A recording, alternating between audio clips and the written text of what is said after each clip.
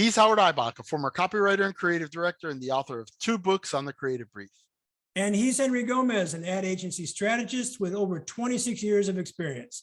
Together, we're the Brief Brothers, having an ongoing conversation about creative briefs, briefing, and advertising. We're back with another episode, Henry. Today, we have an old friend of mine, Tim Holmes, who I worked with 20 some years ago on the H&R Block account at Campbell Mithun, who is now the marketing director or a marketing director at Land O'Lakes, also in Minneapolis. Let's join the conversation. All right, Henry, we're back with another episode of the Brief Brothers. And as I introduced him before we got started here, Tim Holmes is an old friend. He is now the marketing director at Land O'Lakes is it Minneapolis, Tim? Yep, Arden Hills. Okay. Are you chief marketing officer or director of marketing? What's your official title? Marketing director. Marketing director. Tim and I have known each other, oh my goodness, 12, 13 years since I came on board as a freelancer at Campbell Mithun to work on H&R Block. And I don't remember what your title was at Campbell Mithun, but you were senior marketing muckety-muck. Yeah, you know, account director-ish. Account director-ish. And you and I worked together a lot. We were, you know, symbiotically attached or something like that on all the direct mail that we worked on together. We inherited a campaign that Reed Holmes, who was our guest just recently, that he conceived of, the You Got People campaign, which did very, very well. So that brief was basically written for us, or at least the high parts of it. And then you needed to fill in. So as a prelude to our conversation, which we're going to cover a lot of territory because you've moved from the agency world to the client world, and there's some fun things to talk about there. Let's just go back in time a bit and talk about the challenges that we faced when we take on an existing campaign. We didn't conceive of this out of nowhere. We had this campaign handed to us. So the brief was essentially done. And now we had to do the direct marketing. So what was finessed by you for this brief? And how did how did we deal with this? What was the process that we followed to make this work for everybody? Well, I don't know if you remember, but we had the creative brief that you're talking about was around You Got People. Right. But what you and I did was develop a project brief. I don't know if you remember this, but because we already have a creative brief. How do we figure out how to take what we had of a creative brief and put it into what now is more about projects? Because we had a strategy, but now we had very specific, more tactics that you and I had to do. And so we developed more of a project briefs, and it started with the creative brief says the strategy is You Got People. And then from there, we made a much shorter marketing to help define the strategy of that particular piece. And then from there, we use that to put together all the nuts and bolts of a great direct marketing campaign. We worked on different creative. We worked on different offers. We worked on, you guys behind the scenes were working on different lists, I'm sure. I know we had different lists. That was kind of like, I'm not really as focused on the list part as I was on offers and creative. Yes, and so we had taken that brief and said, what's our direct campaign? And so we had a campaign specifically that laddered up to this You Got People. And then from there, we had a campaign that was specifically for direct. And then we had pieces that were under that. Yeah. And as I recall, and I mentioned this to Reed when we were talking to him last week, was that when Campbell Mithun lost that business after I'd left, I think you were still there, if I recall. I was, yes. The new agency, whose name I forget, I thought might have been DDB in Chicago, but I don't recall. Yeah, I think so.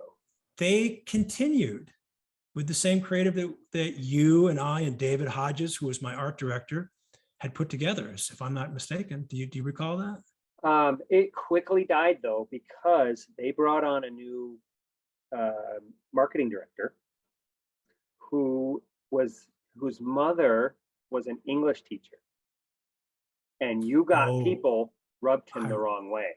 I remember that. I forgot all about that. Yes, not proper English. Was not You proper got- English and didn't like it. And so then they moved on, and then it ended up coming back to Minneapolis, but not to Campbell Mithun. Just imagine. I have lived to hear it all in this industry. Imagine.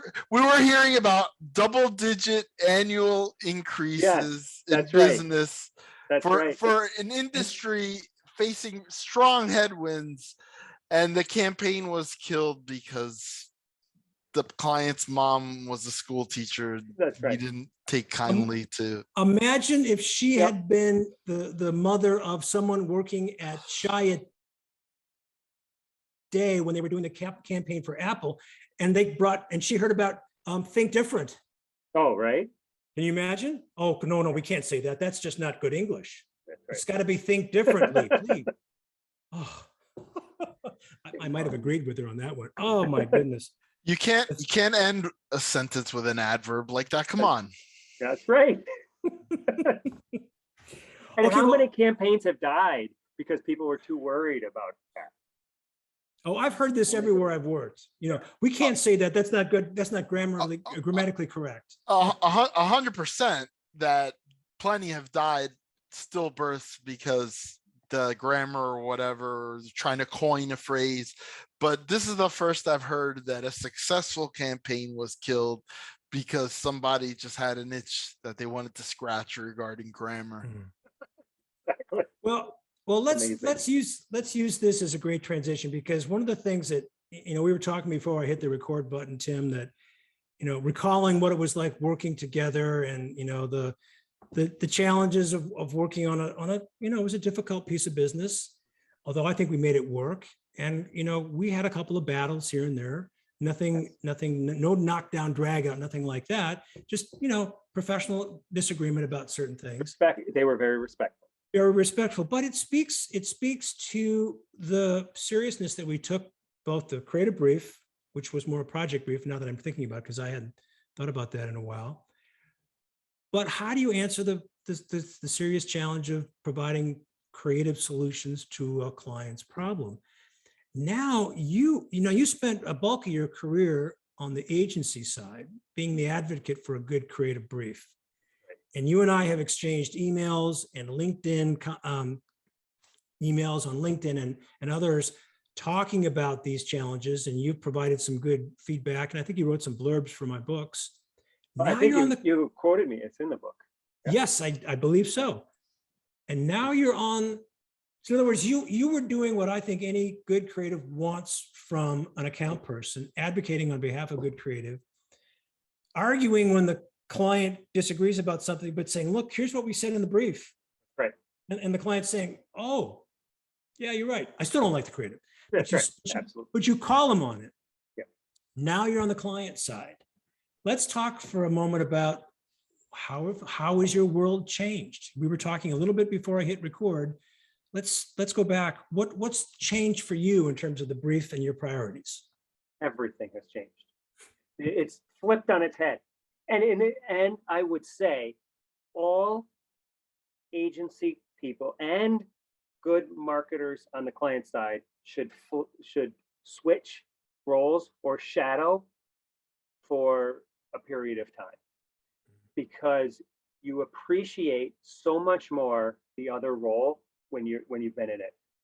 There are numerous times, and everybody that works in the agency world and knows it's really hard to get clients' attention, or the client's not caring about this as much. They just don't understand advertising. That's not always the case.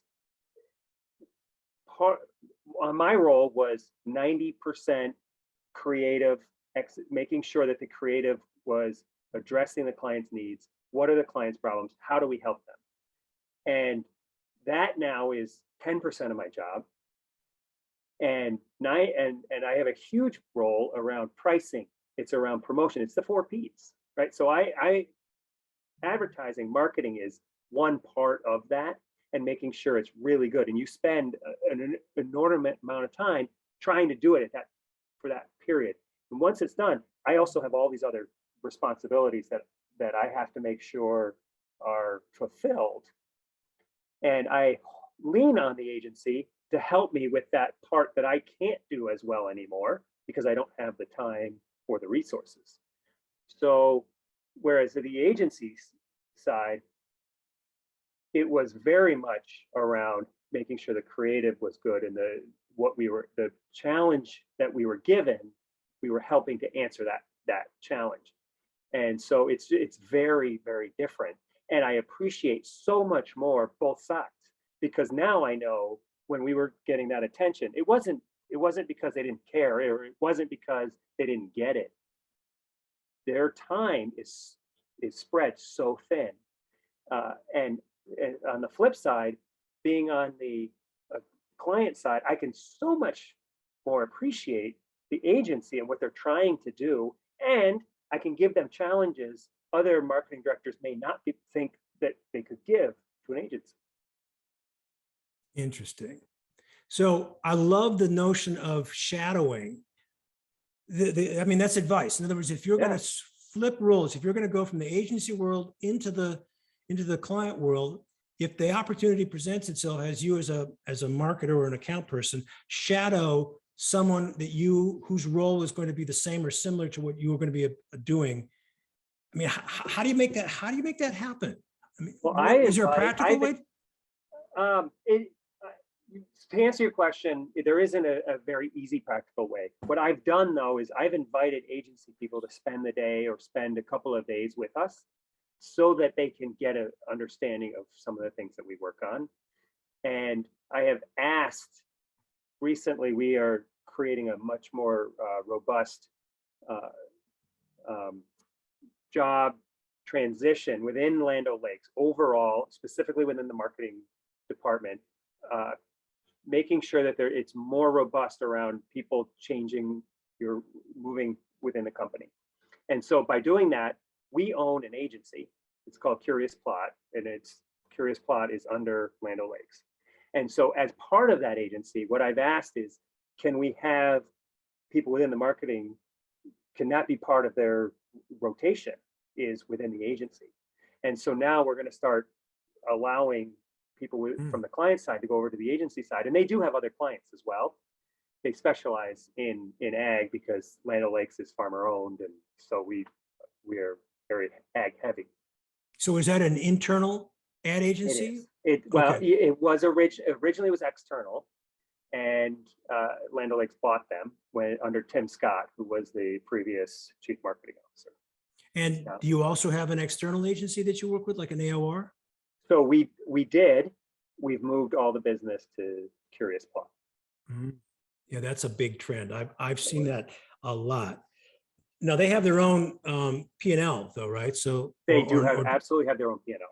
Okay, so they are independent, but still, is there the arm's length distance between them and you as there would be with an AOR? Yes, there is an arm's length. So originally it was Cole McFoy, and you may be familiar with Cole McFoy. Yes, I am.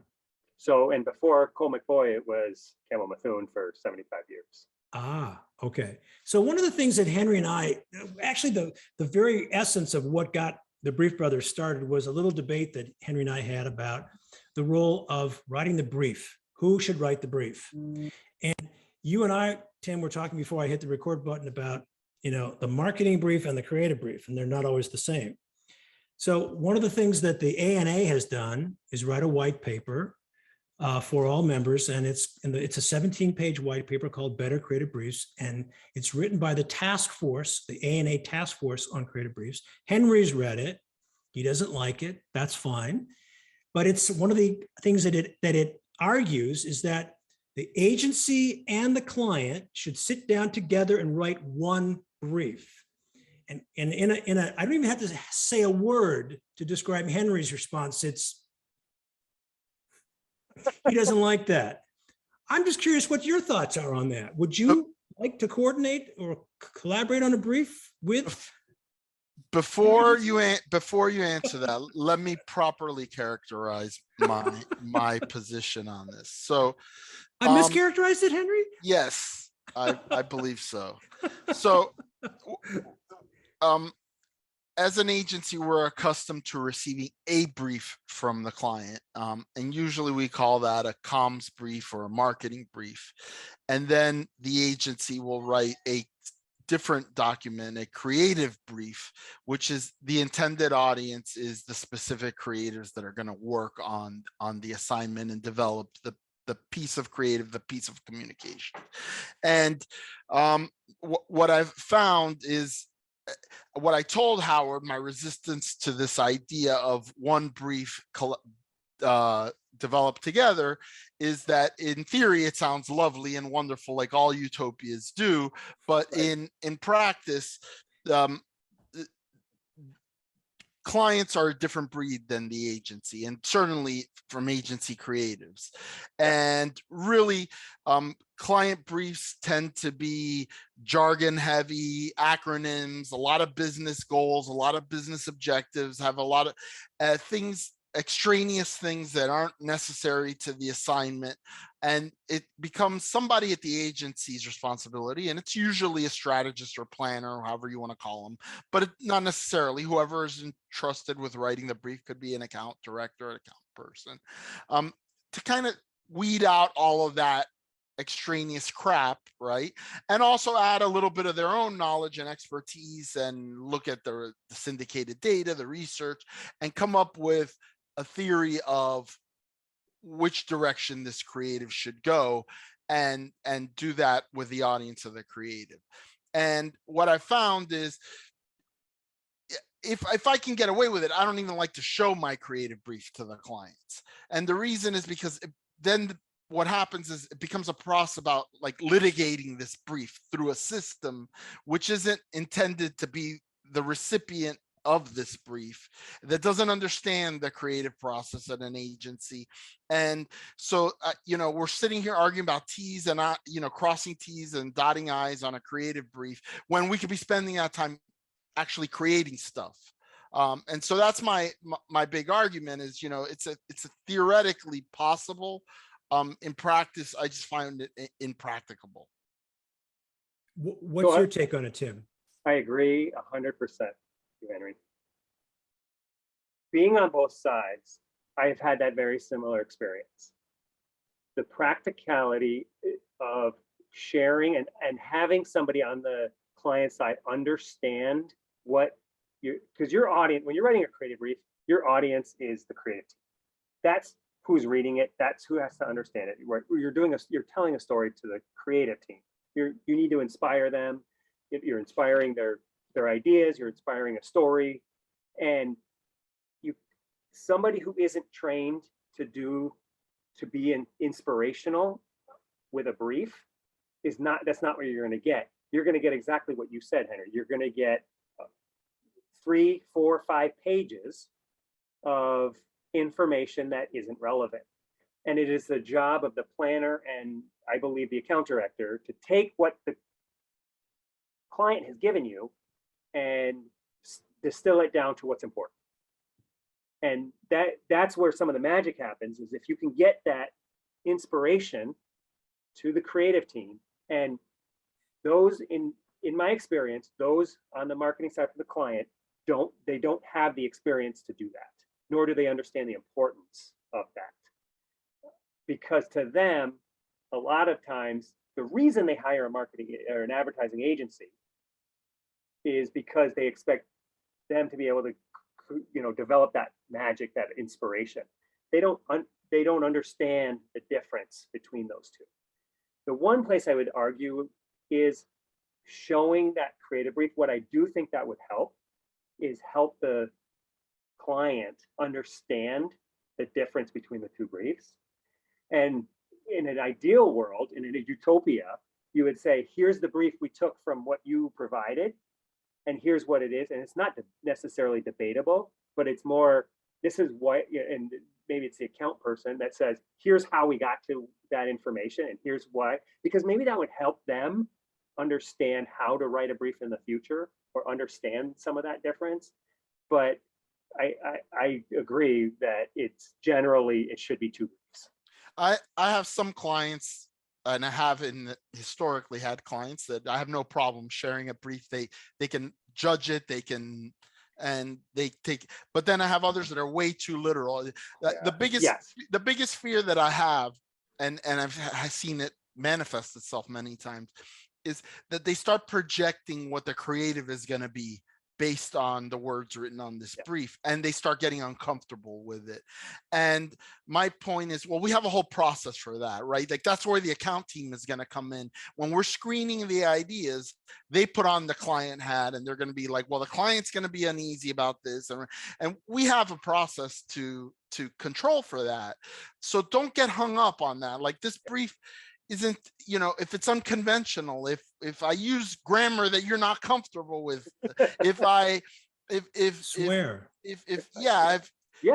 is okay. If I point out weaknesses in the brand or that maybe you're not comfortable speaking out loud, but that are true and true to the consumer, I don't want to have that debate now. Let's have it after, when I show you the work. And that's why typically that brief ends up being the strategic foundation for the creative presentation, right? So like we say, okay, you told us X, Y, and Z and all this other stuff. Here's what we thought it all meant.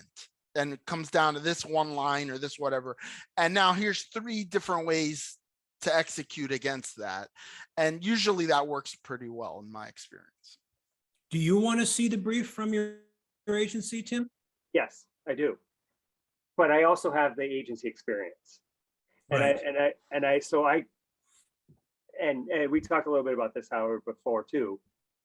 There's this differential of what people think, how well they think they write a brief versus from a client versus what agency, right? Right. The difference is that I have some experience coming from the agency side that I can help there. But I will say, in the majority of the client side, I don't think it does make sense to always debate a brief, and nor should they necessarily debate a brief that comes from the agency, unless there's a huge red flag. Yeah. But I absolutely. Well, that would be so that's kind of how I try to set it up with clients. Like when they require to see the brief, I tell them, I said, listen, my opinion is the objective here is not to redline this brief to death. It's, are you generally comfortable with the direction this brief is taking us? If it makes sense to you, you might have a bone to pick with the thing I said in the target description here, or I didn't include everything that you told me about in the marketing brief there. But if you generally say, oh yeah, I see where you're going, fine, great, let's keep going. Shouldn't be something that stops the whole process in its tracks. Yeah. And that's unfortunately what it does become in the worst of cases. And Henry, we don't really debate this anymore because I actually understand and accept a lot of what Henry's argument is. And when you and I were talking before, Tim, about how when you were working at Campbell, Mithun, and then on at Martin Williams and other situations where you would present to the client creative that they were uncomfortable with, and then you'd show the brief and say, well, yeah, but this is what we agreed to. And then they'd say, oh, okay, yeah, you're right. It is reflecting of the brief. I just don't like the creative. That's right. And that's a different argument. Right. That's a different argument. But what can happen is that if Henry shows a brief that maybe the client quibbles with this and that, but generally accepts the direction, and then we try to hold the client to that brief when we show the creative, it's easy for the client to say, yeah, but I didn't really like the brief to begin with.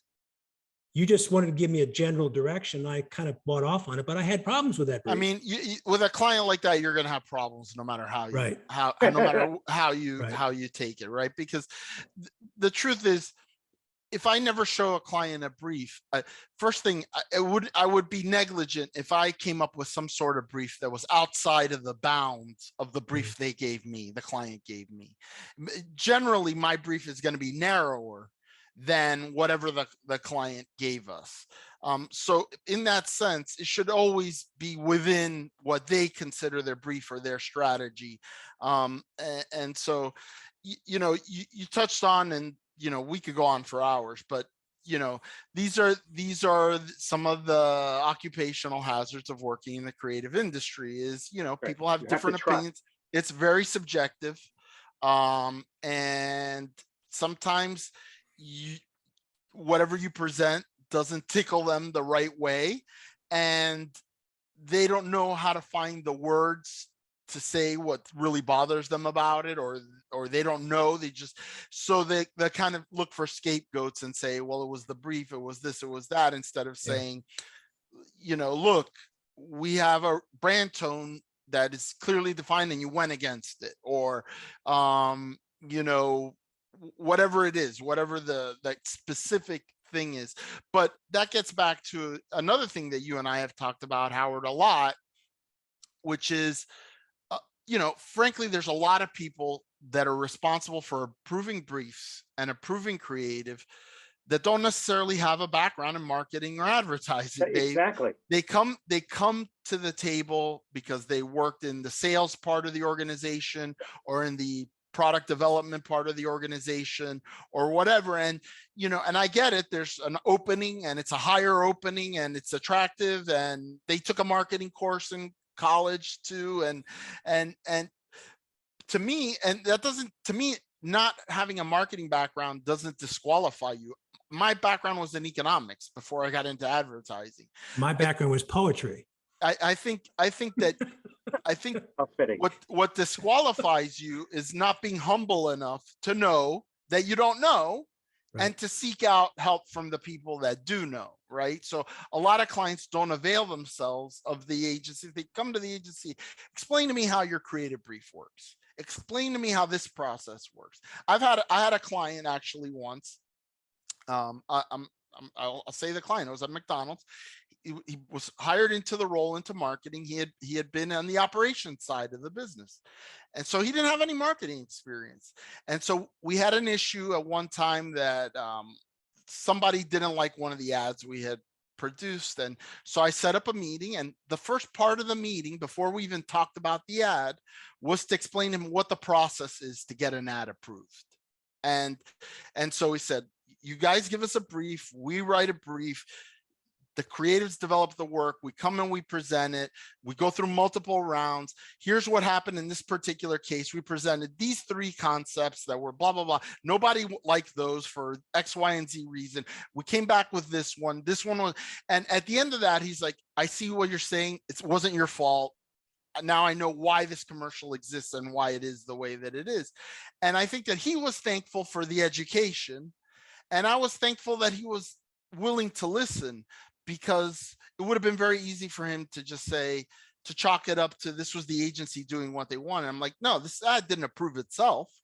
There was a long history and there's a process involved.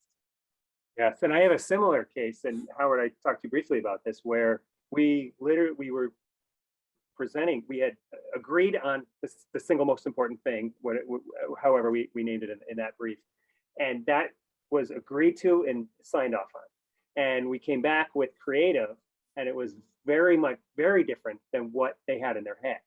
Mm. And I'm shocked that there's gambling going on at this institution. Yeah. There's Rick's.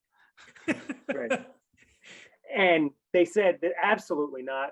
They had a whole Apple campaign launch. It was a brand new product, and they had Apple, very simple, somebody coming on stage and announcing this.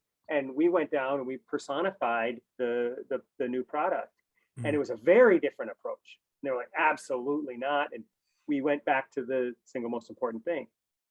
And he looked at it and he said, you're absolutely right. This is spot on strategically. I just don't like it. And we had a discussion. Well, why don't you like it?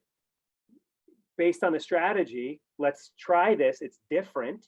If you're talking about think different, then you're going to do the same thing as Apple, and the whole point is to think different. So, and we ended up moving forward with the creative because it was on strategy, and we had a conversation about trust. And Henry, it's back to what you were talking about. You have to trust that your agency knows what they're doing. You have to trust that you're hiring them because of their experience and their expertise. And so the worst, most miserable relationships that I've been a part of, agency client, have been the ones where the client, you knew in your heart they didn't trust the agency. They felt the agency, they had this preconceived idea that the agency was trying to get over on them, that the agency was in it to do crazy stuff and win awards and spend a lot of money, that the agency didn't understand the business, that and so it's really hard to go up against that and do any work that's interesting. You end up just doing whatever that person thinks they should, which defeats the whole purpose of hiring an outside ad agency, which we talk about a lot, which is for outside counsel. You have to recognize that there's a world of consumers out there, and there's a world of pop culture out there, and it's the ad agency's responsibility to have its finger on the pulse of those two things.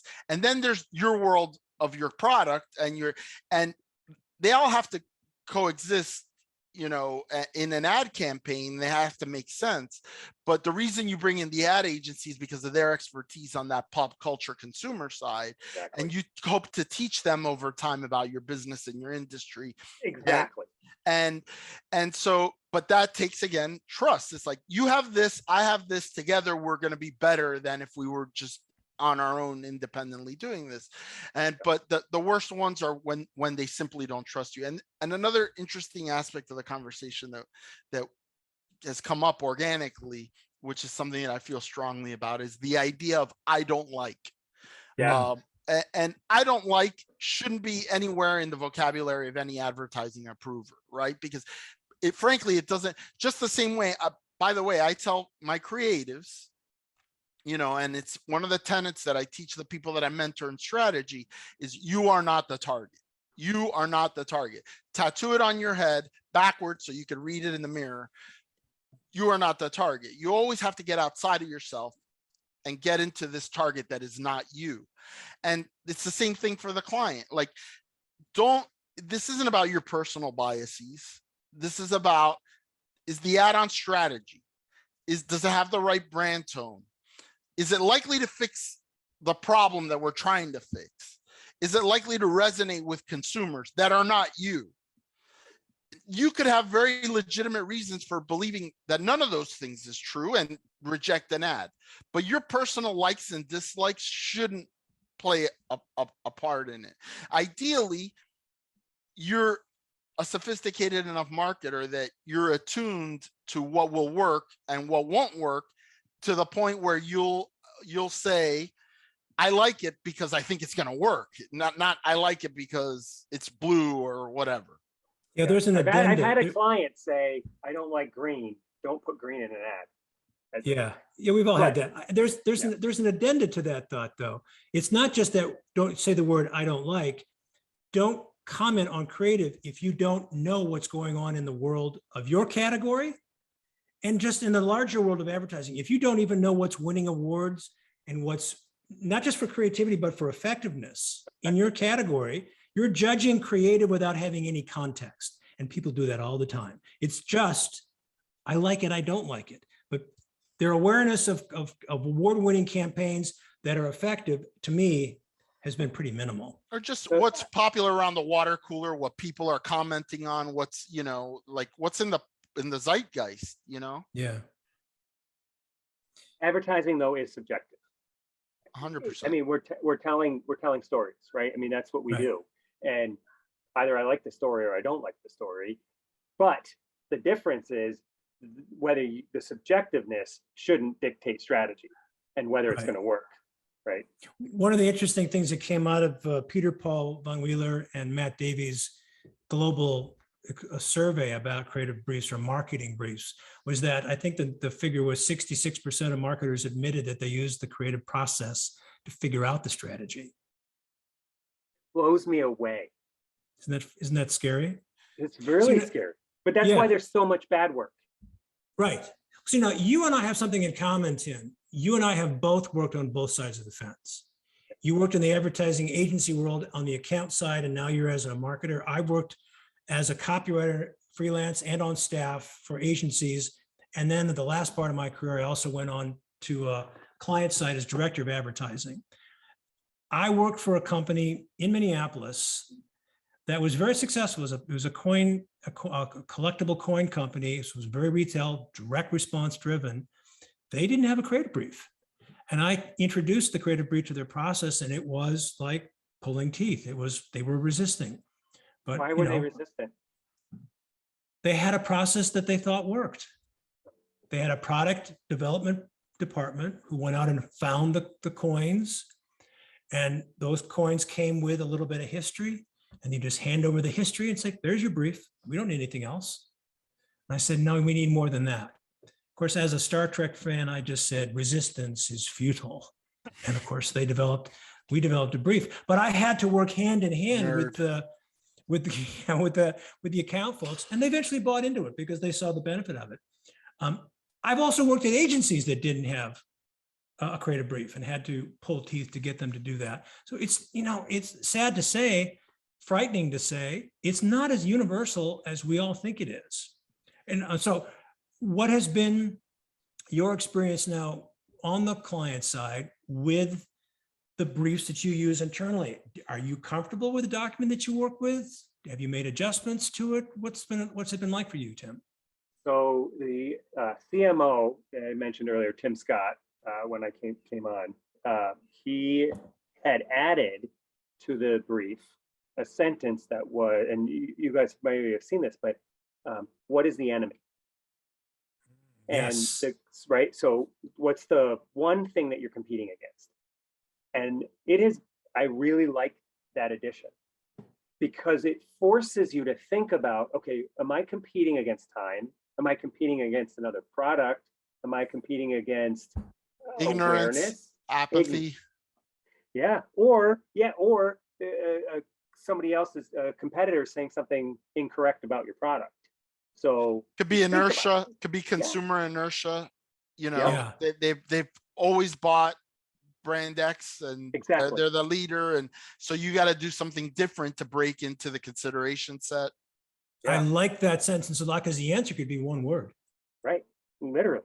It could be one word, but you think about it differently. You think about the challenge differently now, because now you're trying to solve the problem around the enemy. So is there another part of the brief or when you look at the brief now as the the marketing side, what's different for you? I wouldn't say much was different other than I'm much more aware of understanding the importance of knowing the background of the customer. That has become more important because I'm closer, and that is my customer. That's who I'm thinking about. On the agency side, you're thinking about the single most important thing, which is obviously important, but understanding who you're talking to is really important, and it has always been. But that's the one thing I would say that's different, is how much more important that is, because I'm that one step closer to that customer. Has it been a challenge to answer that question, to figure that out? Yes. And we have spent more time understanding and doing research and talking to our customers to make sure that we are able to better understand their challenges and how we can help solve those challenges. And yes, I have put much more effort because of that into understanding the customer. One of the things that Henry has said specifically related to that part of the brief that I really like, and I've stolen it many times in my training, is that he likes to write a description of the customer in such a way that the creatives can don it as a costume, to see through the eyes of the customer based on the way he's described the customer in his brief. And he also said, and correct me if I'm wrong, Henry, but I think you said that this is often the longest part of your brief because you spend more time, meaning more words, describing that customer. Have you found that to be the case as well, Tim? Or have you thought about it from that perspective? I've made that more important. So many times, especially on the agency side, you get the 1 or 2 words around the customer. It's, they are men 35 to 54. Exactly. That's right. Yep. Proof positive that agencies need my training on how to write a better brief. Let me tell you. As if everybody understands immediately the hopes, dreams, aspirations, passions regarding this particular segment or what for that age group. It's like, come on, man. Right. Yeah. Yeah. That's You exactly know, right. I found, and I looked at the best briefs that I've looked at do one thing really well. They talk to one person. They don't say all of this. They describe it, and they often use first person. They say, I am this. This is my problem. This is the way I face life. This is what I'm looking for. It's from the first person I, which makes it really hard to be overly broad. They might even say age 18 to 34, but they're going to pick out someone who kind of fits within that. So this is typically one of those friction areas with clients when you present them a creative brief, right? Which is they don't want to exclude a single possible prospect, right? So they have three different targets. There's the primary, there's the secondary, there's the tertiary target. There's this, there's that, and the other, and you have to account for every. And it's like there's only going to be one commercial, right? So my idea is it's like a target on a dartboard. You're shooting for that purest thing in the middle. And if you get close, it's good, you know, and if you get close, it's going to influence the people in the immediate vicinity of that. And that's what you're shooting for. And that's all you can hope. And, you know, sometimes you feel, and maybe as I get older and I'm kind of don't censor myself as much, it's not as much of a problem. But as a younger strategist, sometimes you feel bad about like defending and correcting the client. Say, listen, take a step back and understand there's only going to be one ad here. There's no one ad that's going to please and satisfy. This is a creative exercise. And our objective is to find the purest expression of this thing. And if we get close, we're going to be just fine. And to have that just in English, explain it and have somebody say, yeah, you know what? I think you're right. But we get afraid, like, you know, I'm a strategist. If I speak out, the account director is going to get upset and blah, blah, blah. And, you know, there's a lot of, should I open my mouth and push back, and how much pushback should I apply? And you guys have talked in previous podcasts about the process during the briefing. What are some creative ways to make sure that when you do the briefing that, you know, bringing something in, bringing the product in, Henry, you talked about making sure you go and, you know, visit the retail location. And one time I actually brought the customer in. So when we got to that point, I introduced the customer. So we were going through the brief and I said, okay, so meet, you know, it was Mark, I believe is his name. And Mark was who we were describing. And he came in and I went through the brief and said, he's, you know, here's what his passions are. He, you know, he's educated. And then Mark talked a little bit about what he did. And then the creative team was able to ask questions. Well, what about this? What do you think about this? And so it's just another way to literally bring it to life. And not less debatable, but it was a fun way to do that. And have them be able to ask questions.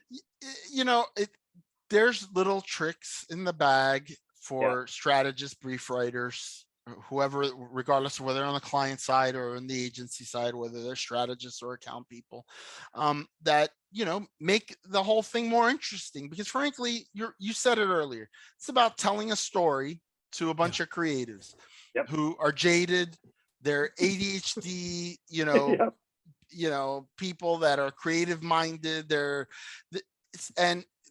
anything that you could do to get their attention, to make them think about it a little bit differently, not differently, more deeply, right? Like to give it more than just a passing thought.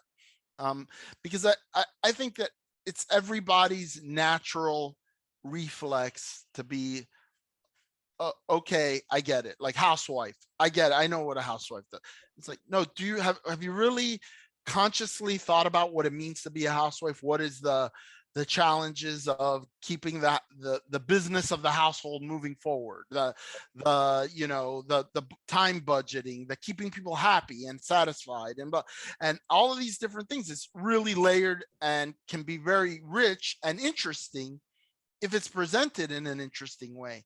If you don't present it in an interesting way, then it's not going to be interesting to anybody. And what you're going to get is dull, kind of stereotypical reflections of what they thought that target was. Yeah, I mean, how many 26-year-old single dudes who are copywriters at an agency can really say they understand what a housewife is? Come on, give me a break. They don't, but they can, and that's my big thing is, you know, I tell this story. It was funny because I read this LinkedIn piece. It was a creative director from Leo Burnett in Chicago, senior person, tons of experience. And she tells a story about the one time in her career, or not the one time, but a time in her career that she failed. She completely failed. And she was a young creative. And the story was, this was an ad for Always maxi pads. And she had no empathy with the target because she was a tampon woman. And she didn't even try to understand what maxi pad women were about. And what I found fascinating about the story was that one of my colleagues at the agency I'm at now used to work at Leo Burnett on the Hispanic side. And he also worked on Always, and he was an account director. And he knew that he was a man and he couldn't relate to women. So what he did was he and the strategist walked around all day for several days wearing a pad strapped to the inside of their underwear, just to empathize with it. And so it goes to show you, it didn't matter that they were men. They understood that, and they decided they needed to get into that mindset. And that's why I talk about putting it on, like, almost like you have to empathize with the target. And the great thing about this particular creative director was she recognized it later in the fullness of her career that it had been a mistake, that her mistake had been not to and she was arguing for was that there wasn't enough diversity in creative departments, but not the diversity that we talk about all the time, which is kind of this racial, sexual diversity, but diversity of viewpoints and diversity. And I think that I think the deeper point she was getting at was these urban, college educated creatives that are very hip are very out of touch with what life is like for real people out there, particularly in flyover country, that, you know, these people have real lives, they have real hopes, and it's very easy just to discount them. And so she kind of brought this personal analogy to the front. So, you know, to me, I think target and empathy with the target, it becomes one of the most important things. You may not like gun owners, but your target may be disproportionately gun owners because of whatever. And so you have to try to understand them. You may never agree with them, but understand them and don't clown them. So Tim, you know, another thing that I wanted to touch on was the fact that, you know, because if you've had experience on both sides of the fence, you know, I don't want you to get in trouble by naming names or anything, because, you know, you're working with people. In Land O'Lakes isn't the first time you've worked on the client side. I know you've had other experience as well, but clearly you've probably worked with people who did not have agency experience and are working in the marketing world. How do you share with them? What do you do to go about enlightening your colleagues on what it's like on the agency side to help them see that particular situation more clearly? So I'm very aware of that because of how different it is. This is the first time I have worked on the client side. I grew up in the agency world. It's always been agencies. And it's night and day, as I explained earlier, in terms of what my role is from a marketing perspective. The problem, what happens is people who grow up on the client side, that's the only thing they see. And it's the same on both sides. I would love to go to some agencies and talk more about the importance of understanding the client. And so, Henry, it goes back to what you were just talking about. You're going to need to understand your target it's the same within agency and client side. From a client, you need to be able to understand the agency side a little bit more, and the agency needs to understand the client side. And so, to answer your question, I spend a lot of time with the team talking about empathizing or trusting. Trust is a big thing for me, that we hired an agency for a reason. you have to be able to trust. Their goal is to make sure your creative product is the best it can be. That is what you are hiring them to do. And so I talk a lot about trust. I talk about how to give feedback, because a lot of times, and we touched on it earlier, giving feedback, I don't like it, A, shouldn't be part of it, and B, it doesn't matter as much, because is it on strategy? And so being able to give feedback, well, I don't like it because I don't think it's going to work, because how we believe our target audience is very different than I don't like it because it's green. And I've gotten both of those feedbacks, and it's very different. You need to be able to give feedback that the agency can then react to and correct for. When you don't give good directive feedback, the agency is guessing, and you're wasting time and money. And to Howard's point, a lot of clients are using the creative process to figure it out as they go along, which is a very inefficient. And by the way, it's not just inefficient and wastes a ton of money. The morale of your creative team and the people and the agency is a commodity that you have that's in limited supply, and you can exhaust that very quickly. And your account can become the one that nobody wants to work on at the agency very quickly. And when that happens, you can expect that and that's just a circular, pattern that's going to go down to nowhere. But you touched on something that was interesting to me, and we've pondered it before, which is, client has an agency review, hire a new agency, they saw some work, they saw something that they like, they bought it, they've negotiated a contract, it's going to be, this multi-year, multi-million-dollar relationship. And nowhere at any point during the negotiations, during the pitch, is there a sit-down conversation where the top creative from the agency, where the top account person from the agency, where the top approver, the CMO, sit down and say, what is your vision of what good creative is? What is your vision for the brand creatively?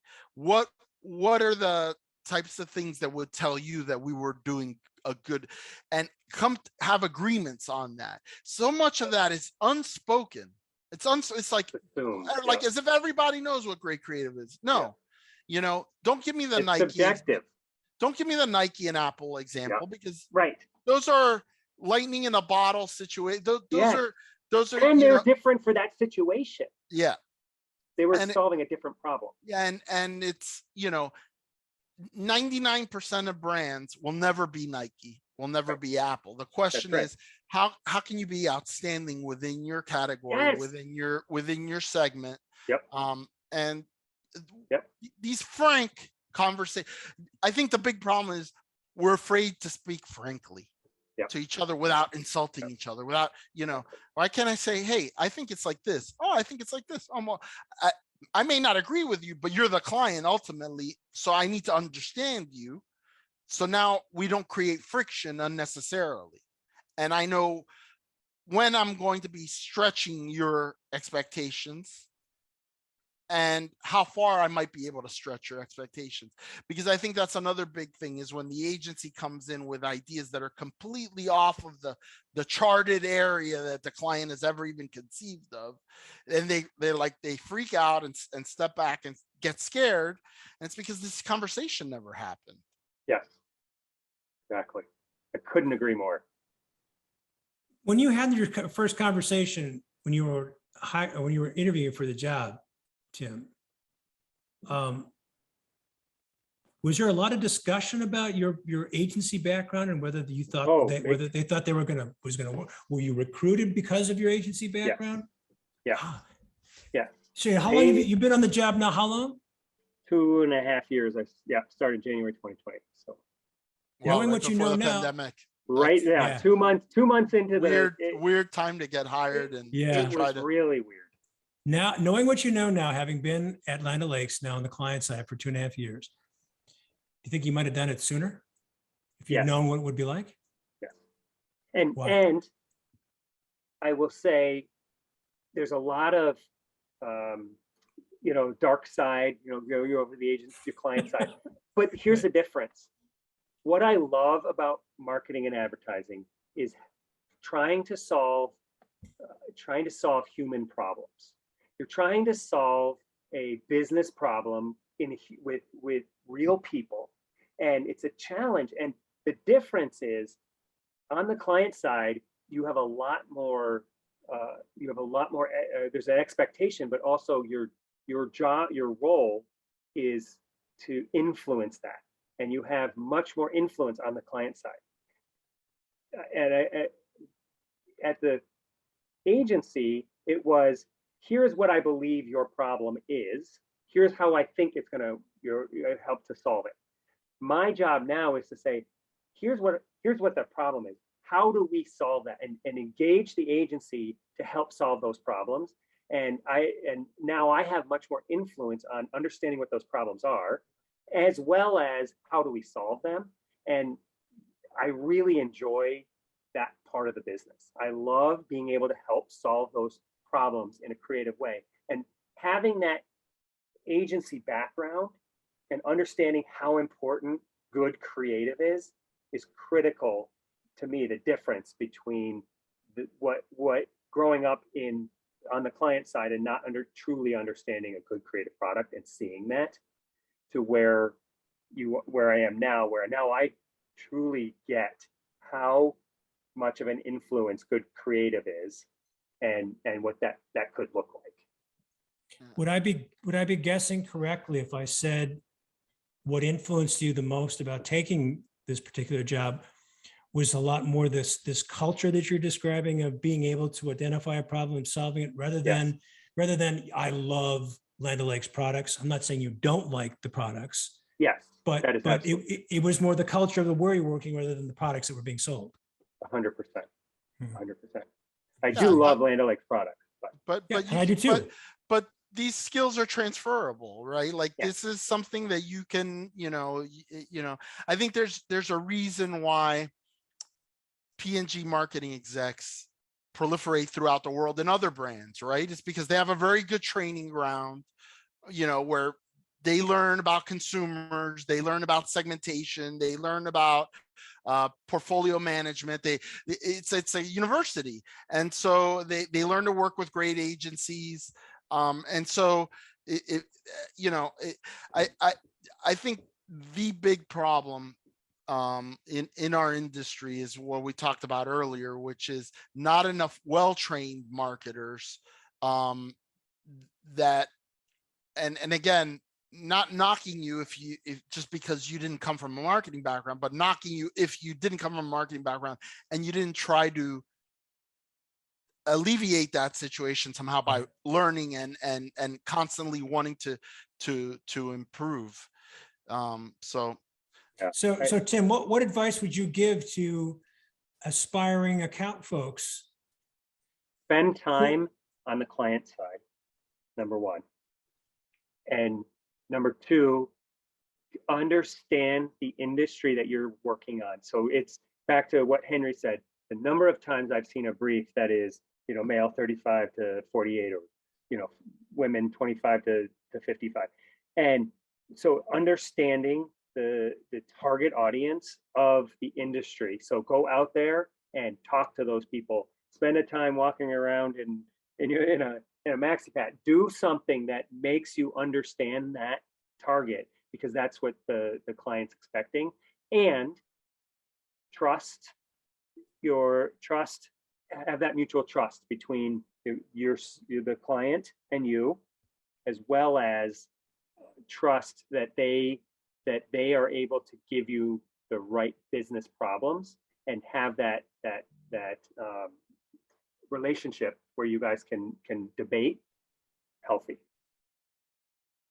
Tim Holmes, marketing director at Land O'Lakes, old friend and a huge advocate for creative briefs. Thank you so much for joining Henry and me on the Brief Brothers today. Yeah, it's been great. Thank you. It has been really fun. Good stuff, Henry. Good stuff, Howard. He's Henry Gomez. And he's Howard Eibach, and together we're the Brief Brothers. Till next time, bye-bye.